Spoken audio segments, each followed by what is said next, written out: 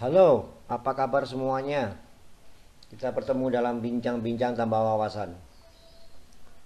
Pada pertemuan ini kita bahas tentang manajemen keuangan yang berhubungan dengan analisis leverage dan perubahan laba kotor. Yuk kita simak bersama-sama. Nah, jadi analisis leverage sebenarnya ada dua hal yang paling mendasar yang secara umum bisa dilihat. Yang pertama yaitu analisis untuk mengukur seberapa jauh harta perusahaan itu dibelanjai dari hutang. Misalkan leverage-nya sebuah perusahaan nol, berarti perusahaan itu membiayai kegiatan perusahaan dari modal milik sendiri tanpa ada hutang. Ya. Kemudian yang kedua, analisis ini digunakan untuk mengukur kemampuan harta atau aktiva yang dimiliki itu bisa nggak menaikkan tingkat penghasilan karena memiliki beban tetap. Salah satu contoh misalkan perusahaan dibiayai dengan hutang. Semakin tinggi hutang, leverage semakin tinggi. Berarti jika leverage semakin tinggi, risiko semakin tinggi. Beban tetap juga semakin besar. Apa beban itu? Yaitu berupa bunga pinjaman. Sehingga di sini semakin tinggi hutang, maka beban tetap berupa bunga itu juga akan membebani aktiva perusahaan. Sehingga di sini berdampak pada menurunnya tingkat keuntungan atau profit perusahaan. Nah, sekarang kita lihat apa manfaat leverage kalau begitu.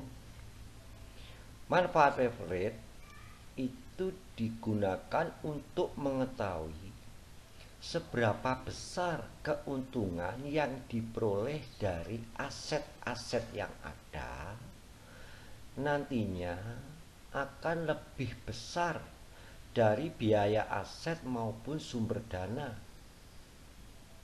Sehingga kalau biaya aset bisa diturunkan, sumber dana pinjaman bisa diperkecil, maka keuntungan akan diketahui dan diharapkan keuntungan mengalami kenaikan. Ingat sekali lagi, semakin besar dana pinjaman digunakan untuk operasional perusahaan, maka risiko semakin tinggi, beban tetap berupa bunga pinjaman juga akan membebani perusahaan.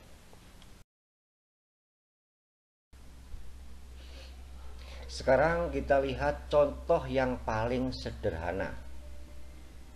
Kita ambil rasio leverage.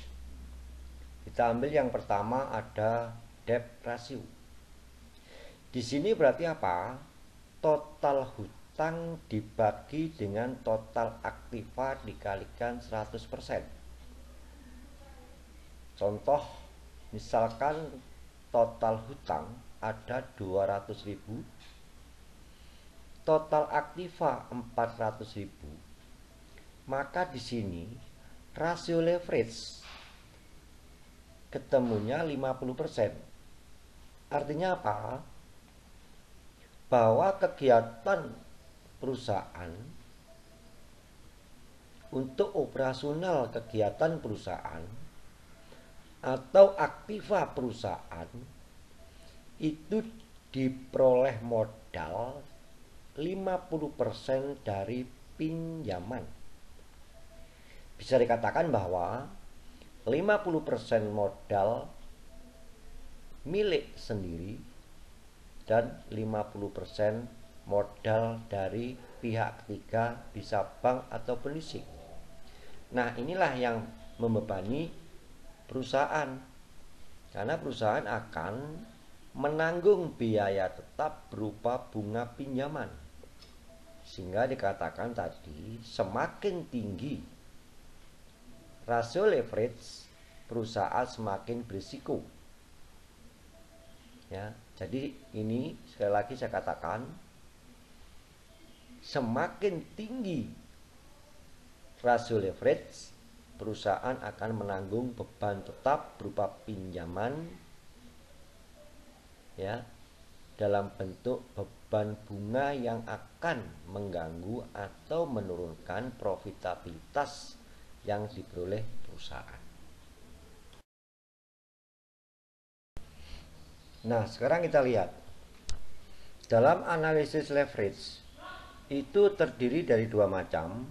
Ada leverage operasi, ada leverage finansial. Untuk leverage operasi, ini perusahaan akan menanggung biaya tetap berupa penyusutan, sehingga diharapkan dari keuntungan yang diperoleh itu bisa menutupi biaya tetap dan biaya variabel. Kenapa ada penyusutan? Misalkan perusahaan segala sesuatunya, atau katakanlah perbandingan hutang yang besar, ya, atau modal dibiayai dengan hutang dan dibelikan aktiva tetap, maka dalam operasionalnya perusahaan akan menanggung biaya penyusutan dari aktiva tetap tadi. Ini leverage operasional atau leverage operasi. Sedangkan leverage finansial, penggunaan dana yang menyebabkan beban tetap berupa bunga pinjaman. Akibat apa? Akibat dari modal yang dibiayai dari pinjaman atau modal hutang. Oleh karena itu, nanti akan dijelaskan satu persatu. Ya, yuk kita lihat bersama-sama. Kita lihat yang pertama, ini leverage operasi. Di sini ada penjualan dikurangi harga pokok penjualan, maka timbul laba kotor. Dari laba kotor dikurangi biaya operasional, maka muncul EBIT atau earning before interest and tax. Jadi laba sebelum biaya bunga dan pajak. Nah, leverage operasional di sini terlihat ada biaya operasional. Nah, biaya operasional di sinilah termasuk biaya penyusutan, di mana biaya penyusutan akan mengurangi laba kotor. Jadi inilah leverage operasi. Sekarang kita lihat leverage finansial. Di sini ada earning before interest and tax atau laba sebelum beban bunga dan pajak. Akan dikurangi bunga, maka hasilnya adalah EBT atau earning before tax atau laba sebelum pajak. Nah, dalam leverage finansial ini muncullah bunga. Bunga di sini adalah bunga yang harus dikeluarkan atau biaya bunga yang harus dikeluarkan perusahaan akibat dari dana pinjaman yang diperoleh dari pihak ketiga. Jika perusahaan leverage 0, berarti di sini tidak muncul bunga karena modal dibiayai oleh modal sendiri atau dari pemilik perusahaan. Nah, coba kita sekarang lihat leverage operasi. Di sini bisa untuk mengukur perubahan pendapatan terhadap laba operasional perusahaan. Ini bisa Anda gunakan untuk investasi atau pilihan-pilihan investasi, sehingga Anda lihat berapa pendapatan yang akan kita peroleh atau perusahaan peroleh. Nah, ukuran leverage operasi itu dikenal dengan istilah Degree of Operating Leverage atau DOL. Nah, sekali lagi, semakin tinggi DOL, maka perusahaan semakin berisiko. Karena apa? Karena perusahaan akan menanggung biaya tetap semakin besar. Nah, perhitungannya, rumusnya sangat sederhana. Jadi berapa persen perubahan pada EBIT dibagi berapa persen perubahan pada penjualan. Nanti bisa dihitung. Misalkan Anda ada dua pilihan investasi. Ya, ini bisa dihitung leverage operasinya.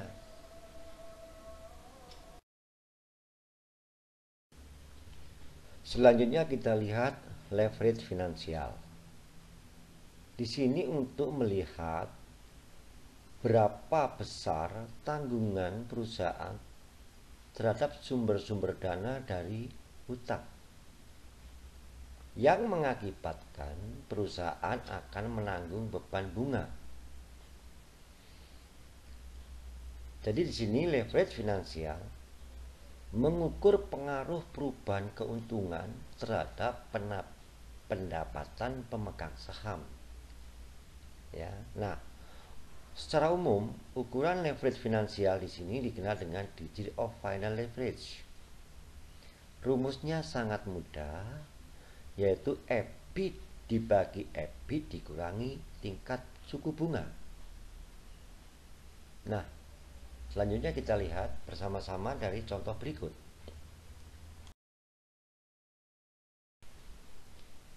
Nah, kita sekarang melihat faktor-faktor yang mempengaruhi struktur modal.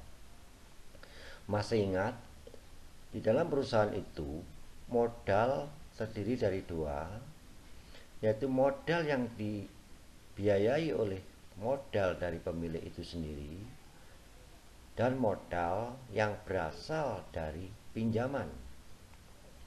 Ya, ini. Nah, struktur modal itu akan berubah sewaktu-waktu akibat dari kebijakan atau tindakan yang diambil oleh pemilik perusahaan. Apakah menggunakan 30% dari pinjaman, atau mungkin pinjaman diturunkan menjadi 20% dan sebagainya. Ini berubah modal itu. Sehingga saya katakan tadi dari awal, bila mana leverage 0, berarti perusahaan tidak menggunakan modal perusahaan dari pinjaman. Jadi sekali lagi ingat, analisis leverage jumlahnya 0 berarti perusahaan tidak menggunakan dana pinjaman untuk digunakan modal perusahaan. Nah, sekarang kita lihat faktor yang mempengaruhi modal. Kita lihat satu persatu. Yang awal adalah struktur aktiva. Jadi, selama aktiva atau harta perusahaan berubah, maka modal perusahaan akan berubah pula. Demikian juga peluang investasi. Pemilik perusahaan jika melihat investasi yang menjanjikan, ini juga akan mengakibatkan perubahan pada modal. Nah, yang ketiga, tingkat keuntungan. Bila tingkat keuntungan terus naik dan terus mengalami peningkatan yang tajam, maka dari keuntungan inilah akan menambah modal, sehingga struktur modal juga akan mengalami perubahan. Yang keempat, besar kecilnya perusahaan ini sangat berpengaruh pada modal. Kalau perusahaan besar, pasti akan melihat peluang investasi. Kalau perusahaan kecil, rata-rata, contohnya adalah UMKM, berjalan stagnan, walaupun ada peluang investasi, kadang-kadang masih takut untuk menanamkan modal. Kemudian yang kelima adalah masalah risiko. risiko semakin tinggi, maka tidak banyak pemilik perusahaan untuk mengambil investasi tersebut, maka akan ditolak atau diurungkan niatnya untuk investasi karena memiliki risiko. Namun bila risikonya kecil namun menguntungkan perusahaan, maka pemilik perusahaan akan mengambilnya, sehingga ini juga akan mempengaruhi perubahan pada modal. Sekarang kita lihat pada perubahan laba kotor. Masih ingat laba kotor? Di mana laba kotor itu diperoleh penjualan dikurangi harga pokok penjualan, maka akan ketemu laba kotor. Nah, laba kotor ini bisa berubah sewaktu-waktu. Apa yang menyebabkan perubahan itu? Misalkan volume barang yang dijual itu mengalami kenaikan, maka berubah kepada laba kotor. Atau harga pokok barang yang dijual mengalami perubahan atau mengalami kenaikan. Hal ini juga akan merubah tentang laba kotor.